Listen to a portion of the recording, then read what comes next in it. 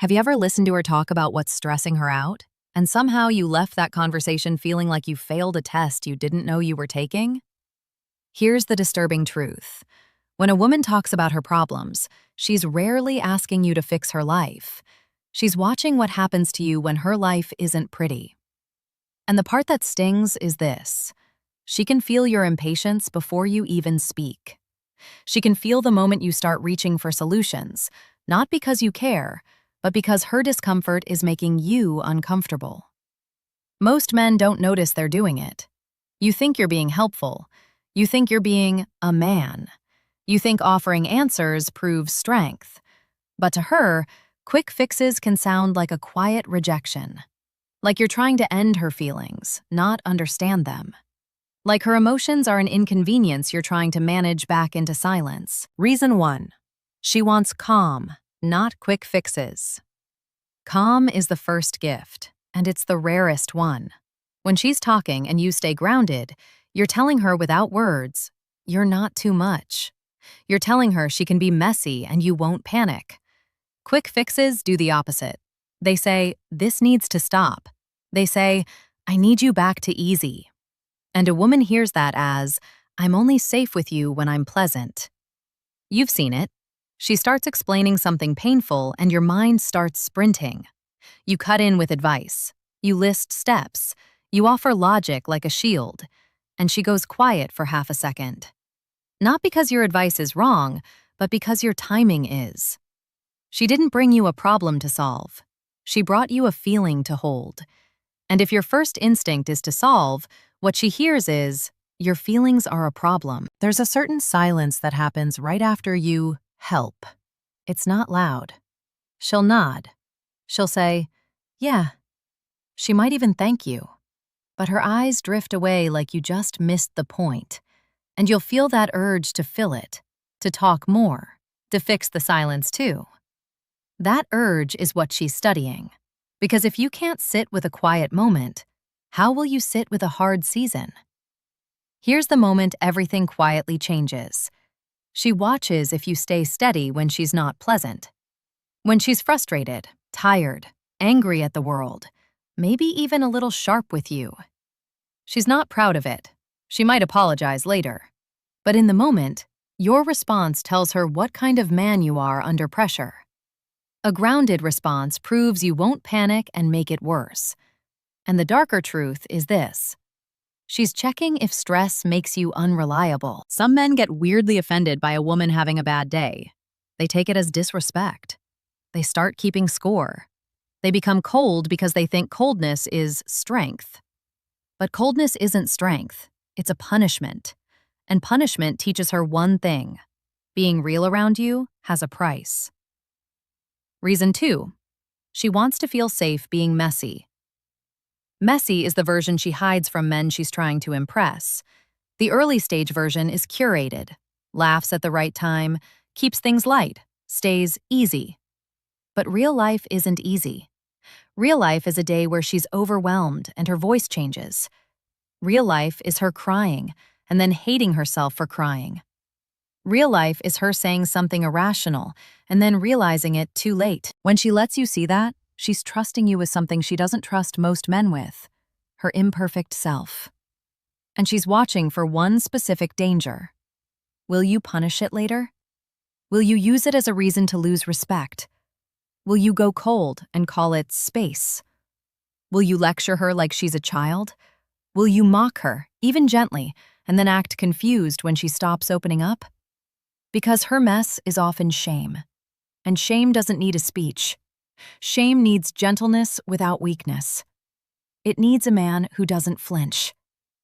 If you stay calm, she relaxes and stops performing strength.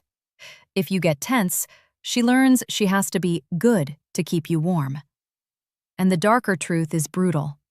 She's showing you the side that drives men away, to see if you're the kind of man who leaves when it stops being fun. This is the part nobody talks about. Sometimes she will test messiness on purpose, not to manipulate you, but to protect herself.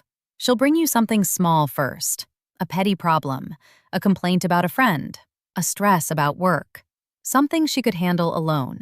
She's not looking for your genius, she's looking for your posture. Do you roll your eyes? Do you get impatient? Do you treat her like noise?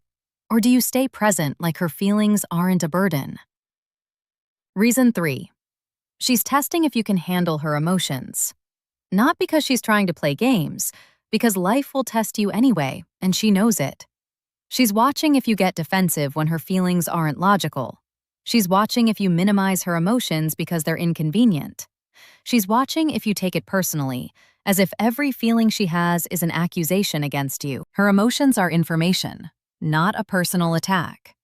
But most men hear emotion and immediately think, I'm being blamed.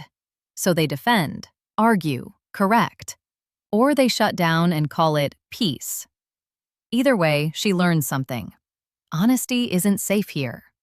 If you try to control the emotions, she starts hiding the truth.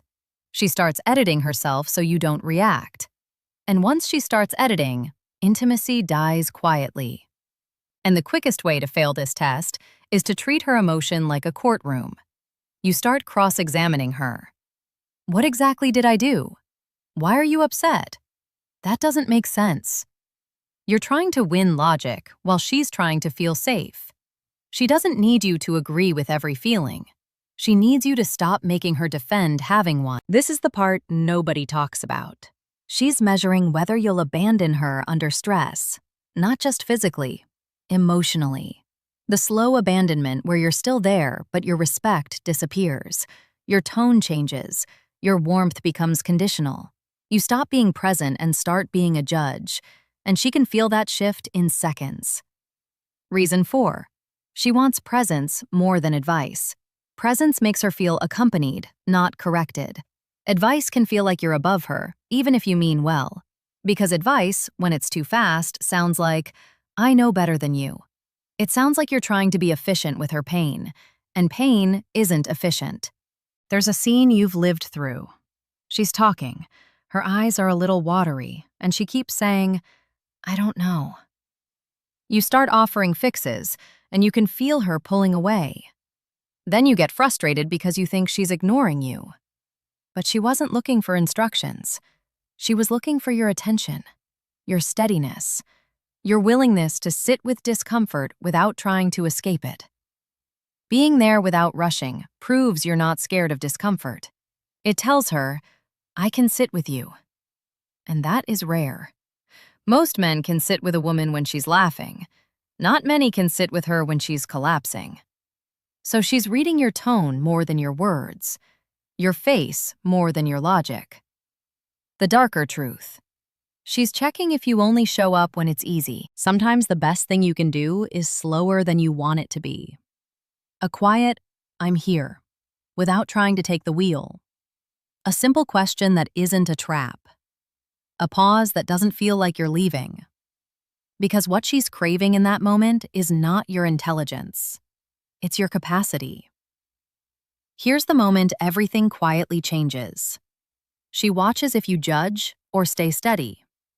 Judgment doesn't always look like an insult. Sometimes it's a sigh, a raised eyebrow, a quick, you always do this. Sometimes it's the way you lean back like you're distancing yourself from her emotion. Sometimes it's the way you turn her story into a flaw in her character. You're too sensitive. You're overreacting. You're making a big deal. Judgment makes her regret opening up and teaches her to stay silent. If you shame her choices, she'll hide future mistakes from you. She'll come to you with the polished story, the safe story, the story that won't make you change your view of her. And that's the beginning of the end, because now you're not her man. You're her audience. A steady man doesn't turn her problems into a verdict on who she is. Staying steady shows emotional discipline, not just kindness. It means you can hold tension without making it about your ego. Because yes, your ego is involved. The moment she's stressed, a part of you hears, fix this or you're failing. And if you're not conscious of that, you'll start talking to protect your pride, not to support her. Reason 5. She wants to feel understood, not managed. Managing feels like control, and control triggers resistance. You might think you're being strong by handling her emotions quickly, but to her, it can feel like being minimized, like you're trying to compress her reality into something easier for you to deal with. Understanding means you hear what she feels, not just what happened. It means you don't rush past the emotional truth to get to the practical part, because the practical part is often obvious. She already knows what she should do. She's not telling you because she lacks intelligence. She's telling you because she needs to feel safe in her own skin again. If she feels managed, she'll stop confiding and start distancing. Not dramatically, quietly. She'll keep talking about surface things and protect the deeper parts. She'll start handling everything alone, not because she's strong, but because she learned you don't have the space for her reality. Reason 6. She's looking for loyalty in small moments, not grand gestures, not speeches, small moments. The moment she's emotional and you don't turn cold. The moment she's confused and you don't mock. The moment she's overwhelmed and you don't make it about how annoying it is for you. Small moments reveal who you are when there's nothing to gain. She wants to know you won't switch up when she's inconvenient. Loyalty is staying respectful even when she's emotional or confused. She's watching if you gossip, expose, or joke about her later. She's watching if you take what she told you in private and casually hand it to the world to feel important. Because consistency becomes her security more than your words. If you stay present in minor stress, she trusts you in big stress. That's why these conversations matter. They're not just vents, they're auditions for the role of safe. Reason 7. She wants your strength, not your solutions. Strength isn't a list of steps. Strength is how you hold yourself when you can't fix it. When she's talking about a problem you can't remove, she's watching if you collapse into frustration. If you start acting like her life is now your burden. If you get irritated because you can't control the outcome. A lot of men try to solve because they don't know how to be strong without being in charge. So they grab the steering wheel. They give commands. They turn the conversation into a plan. And it can feel good for a minute because it makes you feel useful. But it also tells her something. Your calm is conditional. You're calm when you're in control. She's not asking you to be powerless. She's asking you to be steady. To be the place where her stress doesn't create more stress. To be strong enough to listen without turning it into a performance. You can feel the difference in the aftermath. When you try to fix, she gets quieter. She thanks you and then disappears into herself. But when you hold steady, she starts talking more, not less. Her shoulders drop. Her voice slows down. Not because you solved anything, but because you didn't make her carry your reaction on top of her stress. And sometimes she'll say it without meaning to cut you. I don't need advice right now. I just needed to vent. Men hear that and feel rejected. But it's not rejection. It's her telling you what she actually came for. A steady witness, not a manager. Reason 8. She wants to trust you with her reality. Not the version she posts. Not the version she tells her friends. The reality. The messy details. The doubts. The mistakes. The feelings she's embarrassed about. When she brings you that reality, she's asking a quiet question. Will you treat me differently after you see this? That's why your reaction matters more than your intention. If you look disgusted, she learns to hide. If you look bored, she learns to carry it alone. If you look amused, she learns you can't be trusted. And if you look panicked, she learns her reality is too heavy for you. Now let's turn the knife where it actually belongs. Because the truth isn't only about what she wants. It's about what you do when you hear her pain. Here's the inward flip. A lot of men rush to solve because they can't tolerate feeling helpless. Her problems trigger a quiet panic in you. Not because you don't care, but because you tie your worth to being useful. So when she's hurting, you feel pressure to perform competence. And if your competence doesn't change her mood fast enough, you start getting irritated at the problem. Or at her. You call it logic. You call it practicality. But underneath, it's fear. Fear that if you can't fix it, you're not needed. Fear that if you're not needed, you're replaceable. So you chase the solution not for her relief, but for your own certainty. And she can feel that, which is why she starts choosing her words carefully around you. Because a woman can handle a man who doesn't have all the answers. What she can't relax around is a man who needs to feel like the hero every time she's human. That kind of man doesn't listen to understand. He listens to win. He listens to restore his own sense of power. And once you see that, you start realizing the real this she wants from you isn't advice at all. It's strength that doesn't rush. It's calm that doesn't collapse. It's presence that doesn't demand she be easy. It's the feeling that her reality can exist in the room without you trying to control it. Because if you can't sit with her pain, it's really because you can't sit with your own. And that's the part that hurts. Because it means her problems aren't the only thing you're reacting to. You're reacting to your own discomfort with helplessness, your own fear of being seen as unnecessary, your own addiction to being the fixer because being the fixer feels like being safe. Here's the moment everything gets brutally clear. When she talks about her problems, she's not asking for a man with answers. She's asking for a man with control over himself, control over his tone, his ego, his impatience, his urge to handle her like she's a task on his list. Because a lot of men don't leave women because they're too emotional. They leave because they feel exhausted by the emotional labor. And women don't stop opening up because they don't trust men. They stop opening up because they feel judged, corrected, minimized, or managed. They feel like their pain becomes a performance they have to do the right way to keep a man calm. So here's the final descent. If you want to be the man she comes to, you have to stop treating her problems like an interruption. Stop treating her emotions like a puzzle you're supposed to solve to prove your worth. Stop making her responsible for your stability. When she talks, she wants calm that doesn't hurry her. She wants a steady face that doesn't flinch. She wants presence that doesn't keep checking the clock. She wants to feel safe being messy without losing your respect. She wants to feel understood without being managed. She wants loyalty in small moments, when there's nothing to gain from being good to her except the fact that you're the kind of man who is good. And yes, sometimes she does want solutions, but not first, not as a reflex. Solutions come after she feels safe, after she feels seen, after her nervous system settles because you didn't turn her pain into a crisis you have to control. The cold realization is this: your help can be a way to avoid intimacy.